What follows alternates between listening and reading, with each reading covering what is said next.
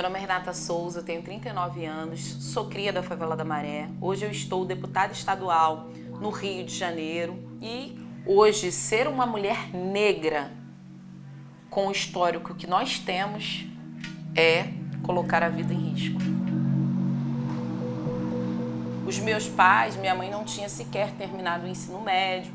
A gente não tinha muita perspectiva do que ser no futuro.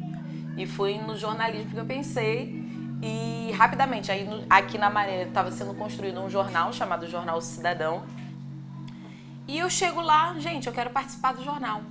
Então foi a partir do Jornal Cidadão que eu pude circular dentro da Maré. Será que eu fiz essa foto de cara? Eu não lembro. Tu tava onde? Lá na vila? Lá no Pinheiro. Ai, muitas histórias nesses jornais. Minha relação com a Marielle, ela começa quando eu entro no CEASME, né, o Centro de Estudos e Ações Solidárias da Maré, para fazer o pré-vestibular comunitário. Mas a gente começa a ter uma relação mais forte a partir dos movimentos de defesa dos direitos humanos. Como é que você conheceu o Freixo? Bom, eu conheci o Freixo fazendo debate de mídia e violência. Eu já estava na faculdade e o Freixo estava nesse papel de especialista em segurança pública, de pessoa que dava aula em presídio. E dali a gente começa a se encontrar em diferentes movimentos. E em 2006 ele fala que ia se candidatar. Então a gente falou, não, vamos fazer a sua campanha, Freixo. Depois o Freixo me chama para trabalhar com ele e falou, e a outra pessoa que vai cuidar da minha assessoria de favelas vai vir desse grupo aí. Aí a gente faz uma reunião nessa laje aqui, nessa laje aqui, para definir quem seria o assessor ou a assessora do Marcelo Freixo. E a gente decidiu que seria a Marielle. Eu e Marielle passamos a trabalhar juntos todos os dias. E aquilo tudo era muito novo pra gente. E eu só saio desse trabalho com o Freixo, num primeiro momento, porque eu precisava fazer o meu doutorado de sanduíche. Então eu vou para a Espanha e a Marielle fala, Renata, quando voltar a gente já vai ter decidido se eu vou ser candidata ou não. Quando eu volto, o primeiro assunto que eu tenho com a Marielle é, você vai ser candidata e a gente vai fazer a sua campanha. E ela me chama para ser chefe de gabinete dela. E ali eu fui até o assassinato dela. Onde que você estava quando teve a notícia do assassinato dela? Como é que você... Aqui em casa. Eu tinha acabado de chegar em casa, sentei no sofá e o meu telefone toca. Era uma jornalista. E me pergunta, você confirma se a Marielle morreu? Eu falei, como assim? Tava com a Marielle agora, impossível. Aí a jornalista viu que eu não sabia. O que tá acontecendo? Aí eu pergunto pra ela o que tá... Ah, não, a gente só tá checando aqui. Ela viu que ela tinha me dado a primeira notícia. Aí eu rapidamente começo a acontecer alguma coisa com a Marielle. Aí eu vou pro local onde a Marielle foi assassinada. Vou pro local e eu não acredito, aí vira uma cena de horror.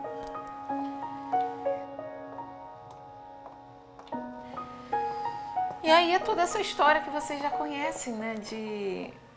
De uma situação completamente absurda, né? Que depõe muito contra a nossa suposta democracia, né? E você acha que ela foi executada por ser mulher? Na minha concepção, a Marielle é vítima de feminicídio político. Por que unir esses dois conceitos que são tão fortes, feminicídio e político? Quando a gente pensa no feminicídio, ele já se pressupõe algo político. A gente tem uma sociedade que naturaliza o assassinato de mulheres. É evidente que o assassinato da Marielle vem de uma estrutura política construída a partir da omissão do Estado no que representa o crescimento das milícias no estado do Rio de Janeiro. As milícias elegem vereadores, deputados, senadores e presidente da República.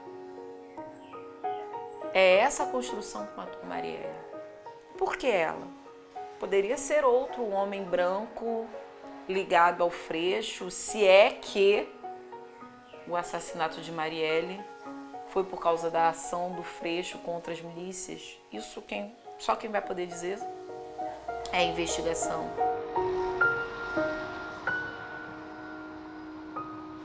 a Marielle, a violência política que a Marielle sofria era muito pautada a partir do cotidiano dentro da Câmara dos Vereadores. Você sofre essa violência? Você sente isso? Bom, eu sofro violência política cotidianamente dentro do Parlamento do Rio de Janeiro. Desde ilações do tipo, você que entra na favela e sai a todo momento, qual é a sua relação com o varejo de drogas local? Tentativas de criminalizar a minha ação política, ela é cotidiana. Como se eu, hoje deputada estadual, só fosse deputada porque tenho algum tipo de arranjo com o varejo de drogas na Maré. Porque eles estão acostumados a ver mulheres como eu, de cabeça baixa, fazendo a comida deles e lavando o banheiro deles. Aqui você inclui o quê? Então, eu não tirei as outras coisas. Tá, deixou aquele... Tá bom, não é importante. Mas só pra não te desorganizar. Tá. Então a violência política ela é cotidiana. A figura que quebrou a placa de Marielle, ele foi o mais votado no estado do Rio de Janeiro, quebrou a placa de Marielle e emoldurou e colocou no seu gabinete. Todos os dias ele pergunta para mim, no parlamento, quanto custou o cadáver da Marielle. Pergunta para mim. Você acha que essa abordagem deles, mais incisiva e tal, é pelo fato de você também ser mulher, que eles têm mais atitude por causa disso? Eu não tenho dúvida porque a incidência da violência política contra mim é porque é uma história trilhada ao lado da Marielle. Então, eu acho que num processo de tentativa mesmo de vingança, eles sabem que dói muito sobre mim. Estamos discutindo aqui o projeto de lei 4405 de 2021. E nesse processo de violência política, a primeira que eu sofri, que eu acho que é a mais simbólica de todo esse processo, foi quando eu denunciei o governador Wilson Witzel por crimes contra a humanidade ao utilizar helicópteros como plataforma de tiro. E sabe o que ele fez? Numa ação política do mandato dele, com policiais, ele fala: essa deputada tem que ser caçada. No mesmo dia, o grupo político dele, da base do governo, junto com os bolsonaristas, entram com pedido de cassação no meu mandato. Porque eu denunciei ele para a ONU. O mesmo ex-governador, ex-juiz, que quebrou a placa de Marielle junto com o Neto. Tem um trio. O juiz já caiu, o outro que quebrou a placa foi preso, o STF está com tornozeleira eletrônica, e esse terceiro ainda continua aqui.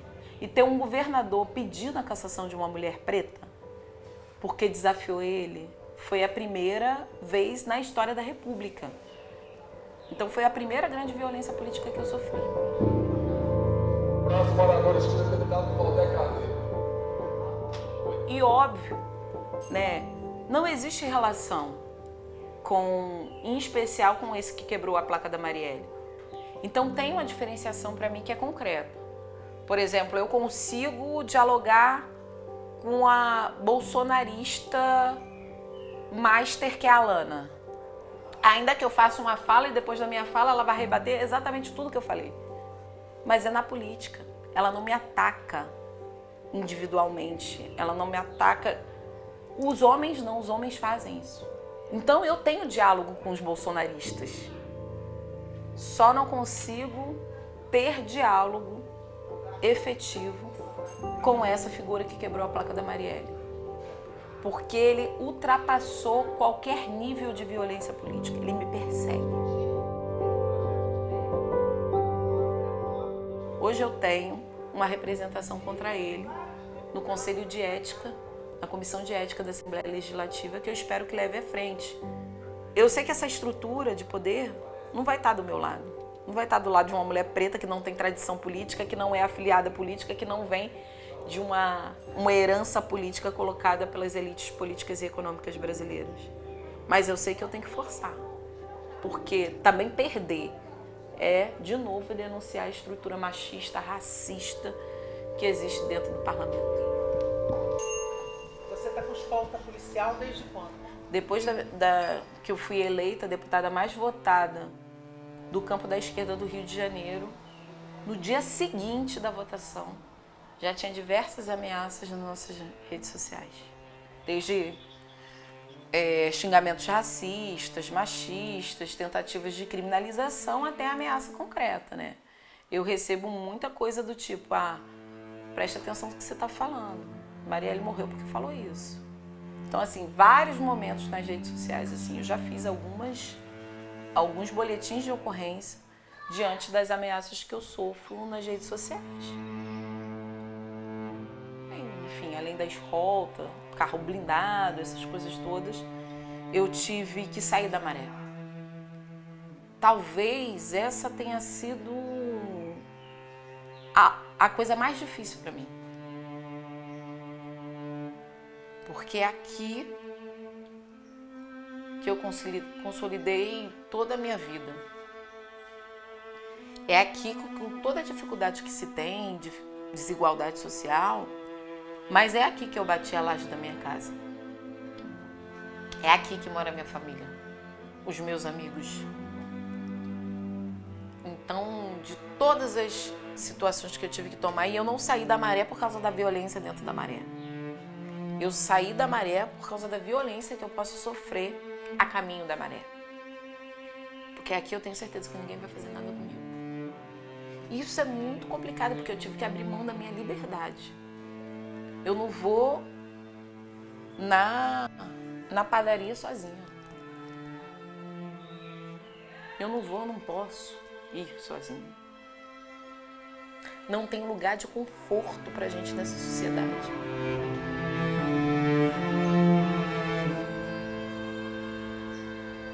Então, todo dia que eu acordo, eu penso e tenho certeza que faz sentido estar na política nesse momento histórico, diante do tamanho dos desafios que estão colocados para a nossa humanidade. E outra coisa, eu acho que a gente não está para parar por aqui, não.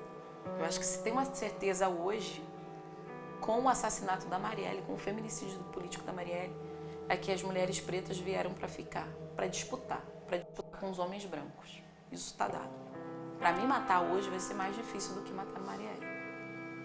Não é só para mim, não é um mantra que eu criei, não vou me matar. É uma realidade. Eu me tornei muito mais cara do ponto de vista daqueles que ganharam dinheiro para assassinar a Marielle. Então eu sei, não vão me matar. É mais difícil.